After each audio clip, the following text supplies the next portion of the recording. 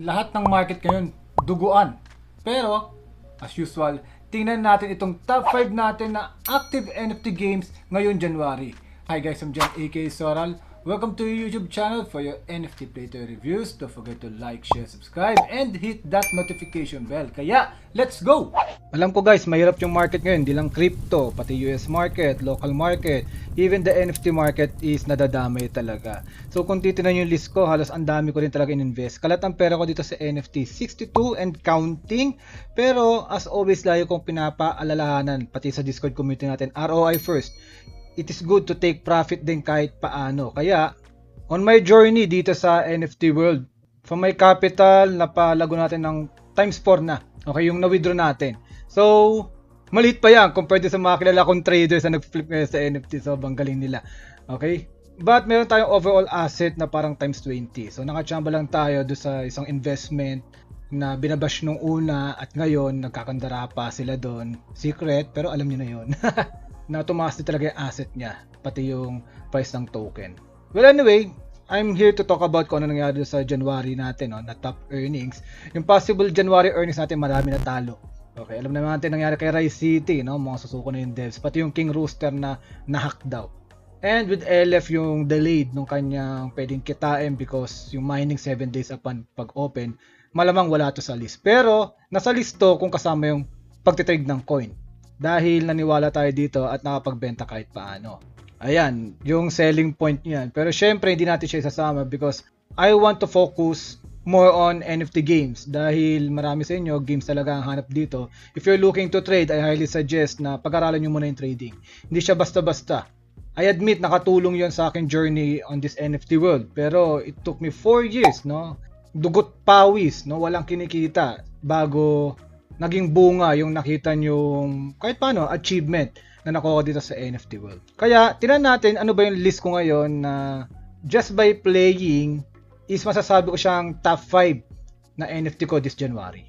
So yung capital na nagastos ko, no, 66,500. Pero yung floor price niya mataas. Pero hindi lahat yun ay withdrawable. Kaya nakalagay dito is, ang withdrawable assets lang doon is 28,000. Pero, ang na-withdraw ko na doon, 54,500. Way low ng 12,000 doon sa capital na nilabas natin. Pero, ang importante is may pangkain tayo, no? Ngayong January. So, tingnan natin, sino ba ang top 5 natin dyan? Ayan, si Neon Earth. Okay, kinover ko to, wala pumapansin dito, pero okay lang. Now, this is a metaverse game, 12.5 capital natin. Floor price niya ngayon is 38,000. Pero hindi siya withdrawable kasi naghahantay pa na magkaroon ng soft cap or hard cap bago i-release to sa public. At pag release to sa public, mukhang magta times 4 times 5 yata yung pera natin. Tingnan natin kung sino siya. Ito siya guys, oh. So yung price niya ngayon is $0.34. So, kasi tuwing may bibili ng N-Earth, tumataas po yung presyo niyan. Until such time na magla-launch sila at $0.45. Okay? So, kinover natin ito, nasa $0.15 pala yung presyo ng kanyang token. Then, ang gusto kasi dito yung minigames. Free po ito. 5 free turn. Then, after that, 10 NE lang magagastos nyo. Itong NE is yung internal token nila na pwede yung panggamit sa laro nila. At, nasabi ko bang free? Syempre, no? Free din yung game nila. Itong TCG.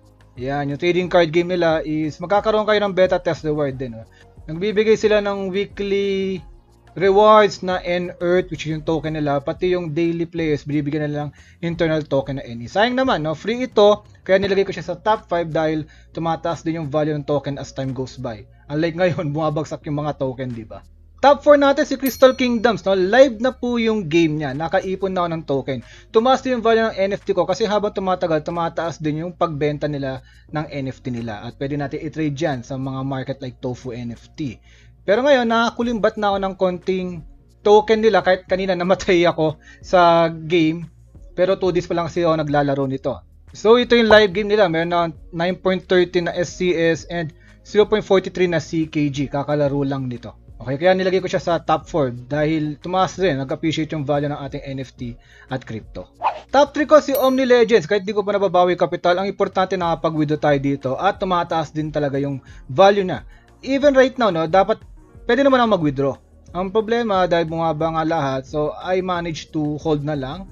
Ipunin ko lang para sa February. Malay mo tumaas pa yung value. Lalo at nagkaroon na ng episode 2. So ito na yung naipon natin, 185 Okash to pag kinonvert. So that is around 4,000 pesos din. Di ko pa wini-withdraw yan. So meron silang bagong pack na Ninja kasi at around 225 Okash. Tignan natin, no? Kasi medyo maganda yung rewards ngayon sa episode 2. Kaya iniisip ko rin kung magdadagdag ako, di ba? We'll see. Then yung top 2 natin. Si Adamant, syempre, grabe to. Tiba-tiba tayo dito. Kahit na buwabagsak yung market, siya lang nakita ko yata na gold yung taas So yun, may balance tayo na 20 million kasi nagdagdag sila nung requirement para makalaro nito. Nag-buy tayo at around here. Pero medyo nabawi ko na kasi yung rewards block ko ngayon is around 3 to 4 million. 4 million na yata, no, na Adamant coin. Dahil ang binili ko lang dati dito is around 2.5 million Adamant coin. Upon the recording of this video, no, nakasarado pa yung pag-withdraw. So di natin alam, baka bumagsak to upon pag-release ng video. Pero okay lang kasi ROI na tayo dito. Kung baka sa susunod, sa February, halos pwede ko na i-cancel out yung capital nito, kubra-kubra na lang. Maliban lang kung magdadagdag tayo if magdagdag na naman sila ng requirement. So, we will never know. Pero right now, nakakain tayo dahil dito kay Adamant. And last but not the least, no, nakakagulat to si Sojax. January 1, ilang beses ko tong pinost yung pag-break ng support. Kaya lamang talaga dito sa NFT yung mga marunong mag-trade kahit paano. Because titinan natin yung technical analysis. Tapos ako, gustong-gusto ko talaga maglaro. So, nakikita ko rin kung ano yung mga game development, diba? So, nung nabutas to, nagbenta tayo. So, ito, January 1 to. At 35k ang nakuha natin dito. Pero after that, wala na. Bakit? Nagpalit na sila ng token na wala nang rewards pool. So, yun sinasabi ko kung napanood yung mga past videos ko about dito, diba? Na ang kinakatakot ko is yung rewards pool ma-deplete. Which is, nangyari na nga. Ngayon, version 2 na po siya guys ha. Tumaas yung supply ng token kaya anong nangyari? Bumaba yung presyo ng token which is understandable. Nakikita nyo ba similar pattern na to, di ba? Katulad nag-uumpisa yung Sojax. So ako, I decide to hold na lang. Meron na 5,000 token dito. Then nakakuha ko ng 6 na kotse na, no? From 5, naging 7 siya tapos kinombine ko para makatipid. Then yun lang, discard lang. Tingnan natin kung aangat to, no? Pag umangat, then benta ulit tayo. Pag hindi, then we'll see. Ang importante, naka-ROI na rin tayo dito.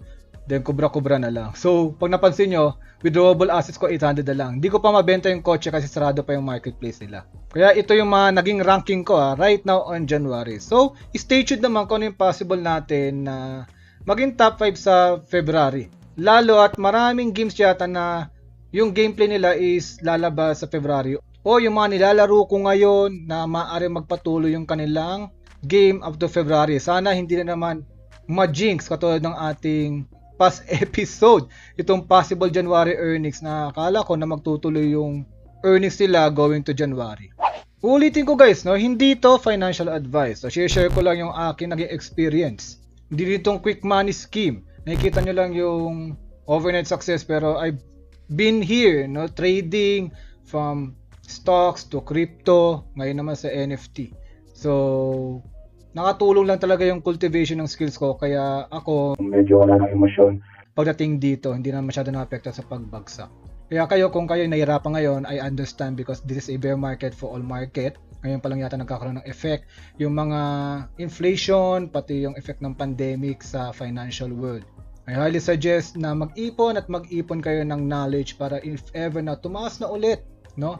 Yung mga market is magkaroon kayo ng confidence, no, para mag-invest, to trade, and to multiple your wealth. Di tayo guru, di tayo coach. No, maliit pa yung kinikita natin compared, no, sa mga magagaling dyan.